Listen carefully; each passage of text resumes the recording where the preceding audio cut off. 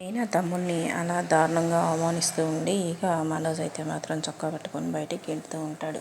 ఇక అదే సమయానికి బాలు, రవి అలాగనే బాలు వాళ్ళ చెల్లెలు ముగ్గురు వస్తారు. అలా వచ్చి రాగానే ఏంటి అంత ఇదిగా నా బామ్మర్దిని ఎంతలా అవమానిస్తున్నారు, ఏం జరిగింది అసలు అని చెప్పేసి అంటూ అడుగుతాడు బాలు. ఏం జరిగిందని మమ్మల్ని నిలదీస్తావేంటా, ఏం చేశాడో ఏమో దొంగవాడు, నీ బండి ఎత్తకపోయి ఇంటికి వచ్చి ఇంకా ఇంట్లో ఏవో దొంగతనాలు చేసి తీసుకోవడానికని వచ్చాడు అని చెప్పేసి అంటూ ప్రభావతి అంటూ ఉంటుంది. ఏం జరిగిందో, మీరు ఎంతలా అవమానించారో అంతా కూడా నాన్న నాకు ఫోన్ చేసి చెప్పాడు.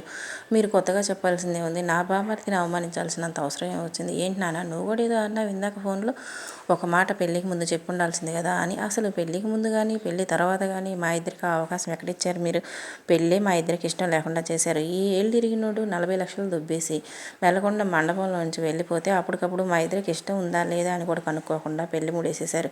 ఆ క్షణంలో మిమ్మల్ని అందరినీ కూర్చోబెట్టి వీడు బండెత్తకపోయాడు మమ్మల్ని క్షమించండి అంటూ మీకు రామాయణం అంతా వినిపించి మేము పెళ్లి చేసుకోవాలా, అప్పుడు మీరు మాకు పెళ్లి చేస్తారా? అసలు మా మనసులో ఏముంది వినే అంత సమయం కానీ ఉద్దేశం కానీ మీకు ఉందా? ఇప్పుడు ఏ మొహం పెట్టుకొని నిలదీస్తున్నారు? మాకు పెళ్ళికి ముందే చెప్పి ఉండాల్సిందని, పెళ్ళికి ముందు మీరు ఏం చెప్పనిచ్చారు, మాతో ఏం మాట్లాడనిచ్చారు అని చెప్పేసి అంటూ బాలు అయితే గొడవ చేస్తాడు. అలా గొడవ చేస్తూ ఉండగానే ఏంట్రా తెగ వెనకేసుకొని వస్తున్నావు, పోలీసులకు ఫోన్ చేపిస్తా ఉండు అంటే, చెయ్యి తొందరగా చెయ్యి, పోలీసులకు ఫోన్ చేయకపోతే ఎట్లాగా, చెయ్యిరా వెళ్ళి ఇరిగినోడా పోలీసులకు ఫోన్ చేయి అని చెప్పేసి అంటే, మనోజ్ నువ్వు పోలీసులకు ముందు ఫోన్ చేయి, ఏంటి వీళ్ళ గోలా అని చెప్పేసి అంటూ రోహిణి ఇక విరుచుకుపడుతూ ఉంటుంది. చెయ్యిరా పోలీసులకి ఫోన్ చేయి, మీకు విషయం తెలుసా, నేను అప్పుడే ఆ కేసు విత్డ్రా చేసుకున్నాను, వాడి మీద ఎటువంటి కేసులు లేవు, కానీ నీ మీద ఇప్పుడు నేను కొత్తగా కేసు పెడతాను, ఎందుకు అని చెప్పేసి అంటే, నువ్వు దుబ్బేసి 40 లక్షల్లో మాకు కూడా వాటా ఉంది, 40 లక్షలు ఎటు పోయాయో, అసలు ఎలా కాజేశారో, అసలు తీసుకెళ్ళిన ఆమెకి నీకు ఉన్న సంబంధం ఏంటో మొత్తం బయటకు వస్తాయి, చెయ్యిరా ఫోను, పార్లమ్మ అని మొగుడికి అంత ధైర్యం లేదు కానీ మొహాలకి సున్నం రాసేదానికి నీకు బాగా ఉంటుంది ధైర్యం, నువ్వు చెయ్యి పోలీసులకు ఫోను అని చెప్పేసి అంటూ బాలు రెచ్చగొడుతూ ఉంటాడు. అంతేకాకుండా ఇక అదే సమయంలో అన్నయ్య ఆ డబ్బుల్లో మాకు కూడా వాటా ఉంది, సాక్ష్యానికి మేము కూడా వస్తామంటూ రవి అలాగనే బాలు చెల్లెలు కూడా ఇద్దరు కూడబలుక్కుంటారు. ముగ్గురు కలిసి అనేసరికల్లా ఇక ఏం మాట్లాడాలో అర్థం కాని స్థితిలో సైలెంట్గా ఉండిపోతారు ప్రభావతి అలాగనే మనోజ్, రోహిణి అలా సైలెంట్గా ఉండిపోయిన తర్వాత, అసలు నా బామ్మర్ది కొట్టడానికి నీకెంత ధైర్యం రా, నా బామ్మర్ది బండి దొంగతనం చేశాను నువ్వు ఒప్పుకొని ఎవడి మాటలు విని వాడు దొంగతనం చేశాడు, వాడికే వాడు పుట్టిన బుద్ధి కాదు, నేను లేని సమయంలో నా భార్యని నా బామ్మర్దిని ఇంతగా అవమానిస్తారా, మీకెంత ధైర్యం ఉందిరా అని చెప్పేసి అంటూ, అరే బామ్మర్ది నువ్వు వెళ్ళి వాడి పీక పట్టుకోరా, వాడు 40 లక్షలు కాజేశాడు, నీకంటే పెద్ద దొంగవాడు, నువ్వెలా దొంగ అవుతారా, చక్కగా చదువుకునేవాడివి అని చెప్పేసి, నిజమే బాబా ఎవడి మాటలు విని నేను ఆ రోజు బుద్ధి లేకుండా దొంగతనానికి పాల్పడ్డాను, కానీ అది మంచి పని కాదని తెలుసుకొని ఇప్పుడు బుద్ధిగా చదువుకుంటున్నాను అని చెప్పేసి అంటాడు. ఇక మీనా వాళ్ళ తమ్ముడు అయితే మాత్రం, అసలు ఏం జరిగిందో చెప్పమ్మా, ఎందుకమ్మా తినే అన్నం నేలపాలైపోయింది అంటుంది మౌనిక. అలా అంటంతో ఆ అమ్మని అడిగితే ఆ అమ్మ ఏం చెప్తుంది, నువ్వు వదిన అడుగు అని చెప్పేసి అంటాడు రవి. చెప్పు మీనా ఏం జరిగింది అని చెప్పేసి అంటే, మీనా మౌనంగా ఊరుకుంటుంది. మీనా ఇక్కడ నేనున్నంత వరకు నువ్వు భయపడాల్సిన అవసరం లేదు, నేనున్నాను నీ తరపున, అసలు ఏం జరిగిందో నిజం చెప్పు అంటంతో, నా కోసం శివ వచ్చాడండి, శివ వచ్చి లోపలికి రాగానే ఏదో ఎత్తుకెళ్ళటానికి వచ్చాడని చెప్పేసి అంటూ అత్తయ్య నానా మాటలు అంది అని చెప్పండి. ఏమన్నాను నేను అని చెప్పేసి అంటుంది.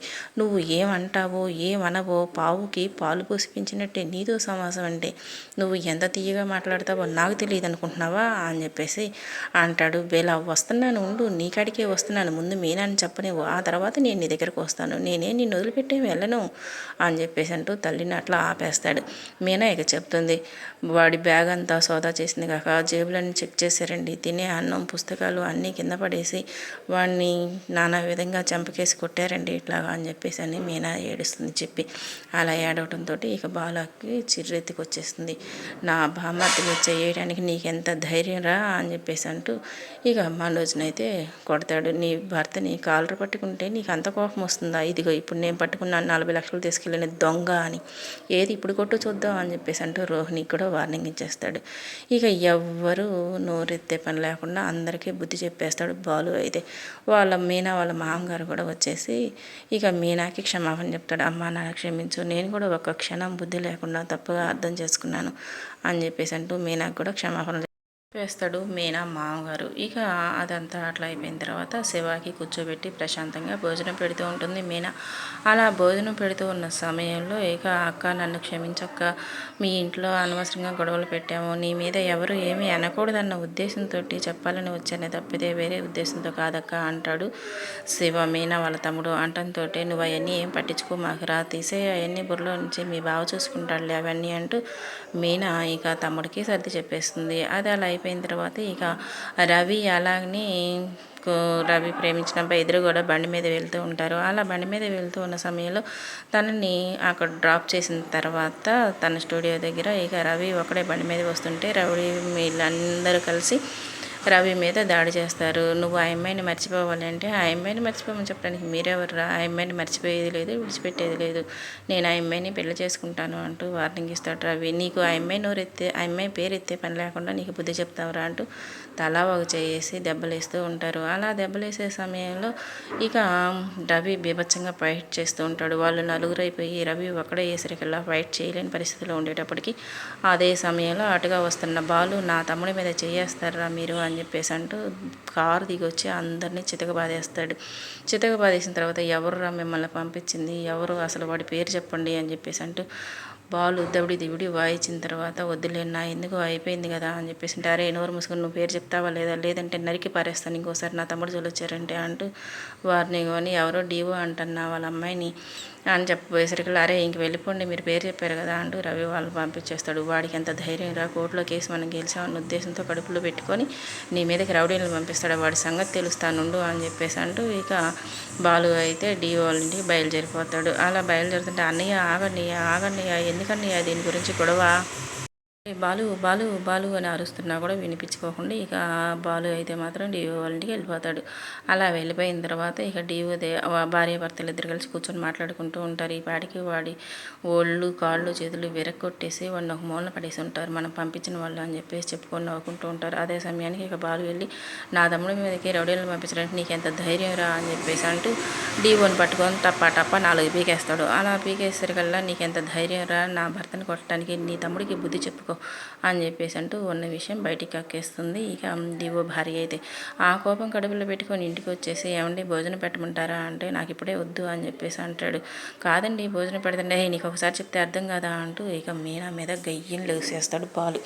ఏం జరిగిందిరా ఎందుకు అలా ఉన్నావు అని చెప్పేసి అంటూ తండ్రి వచ్చి అడగగానే ఏం లేదు నాన్న అని చెప్పేసి అంటూ తప్పుకొని పోయి ఇక మీనాని బతిలాడుతూ ఉంటాడు. శ్రీకృష్ణ అంతటి వాడికే తప్పలేదు భార్య కళ్ళు పట్టుకోవటం, ఇక మధ్యలో నేనెంత సారీ మీనా అని చెప్పేసి అంటూ బతిలాడుకుంటూ ఉంటాడు. ఈరోజు ఎపిసోడ్కి అయితే మాత్రం భర్త పాండురాజు హఠాన్మరణం తర్వాత ఎన్నో కష్టాలకు ఓర్చి పుత్రుల్ని ప్రయోగుల్ని చేసింది కుంతీదేవి. కానీ వాళ్ళ జీవితాల్లో తన పాత్ర ముగిసిందని స్పష్టమయ్యాక స్వచ్ఛందంగా పక్కకు తొలగాలనుకుంది. మహాభారత యుద్ధానంతరం శ్రీకృష్ణుణ్ణి ఆశ్రయించింది. ఆయన తన మేనలుడే కాదు, తాపత్రయాలను తగ్గించి ప్రశాంతత చేకూర్చే సంరక్షకుడిని కుంతీదేవికి తెలుసు. అందుకే తన వారు అనుకుంటున్న అందరిపై మోహ విచ్ఛేదం చేయమయ్యా అంటూ ప్రాధేయపడింది. మమ్మల్ని కంటికి రెప్పలా కాపాడుకున్నావు, నీ రుణం ఎలా తీర్చుకునేది. ఆత్మీయులైన యాదవులు పాండవులు మీద నాకున్న అనురాగ బంధాన్ని ఇక తెగతింపులు చేసేయి స్వామి, నా బుద్ధి ఎల్లప్పుడూ నీ పవిత్ర పాదపద్మముల స్మరణలో లగ్నమయ్యేటట్లు చేయి, అది చాలు అని వేడుకుంది. అలా ఆనాడు ఆ మహాసాధ్వి తన జీవన మాలిసంధ్యలో విన్నవించుకున్నట్టు మనం కూడా ఆ మాధవుడి ముందు ప్రార్థనా గీతాన్ని ఆలపించాల్సిన అవసరం ఎంతైనా ఉంది. అది ద్వాపర యుగం. మానవ సంబంధాలు మెరుగ్గానే ఉన్నాయి. పుత్రులు ఆమెను బాగానే చూసుకుంటున్నారు. కోడలు తన మాట జవదాటని సౌమ్యురాలే. ముని మనవణ్ణి కూడా అప్పుడే రుక్మిణీనాథుడు కాపాడాడు. అయినా కుంతీదేవి ఆ వ్యామోహాల నుంచి తనకు విముక్తి కలిగించమని స్వామిని వేడుకుంది. ఇది కలియుగం. మేడి పండును పోలిన మమతానురాగాలు పైకి తళుకులీనుతున్నట్లు కనిపిస్తున్న లోనంతా లుకలుకలే అయినా అవే అపురూపమని భ్రమపడుతుంటాం. వాటిని వదలలేక వైరాగ్యాన్ని అలవర్చుకోక ఒంటరిగా పాకులాడుతుంటాం. వయసు వాలిపోతున్న వేళల్లో మనసు కుంతీదేవిలా మనవారి నుంచి మాధవుడి వైపు మరలించాలి. బంధాల సంకెళ్లను పటాపంచలు చేయమని పరమాత్ముణ్ణి ప్రార్థించుకోవాలి. అప్పుడే నిజమైన మానవత్వం.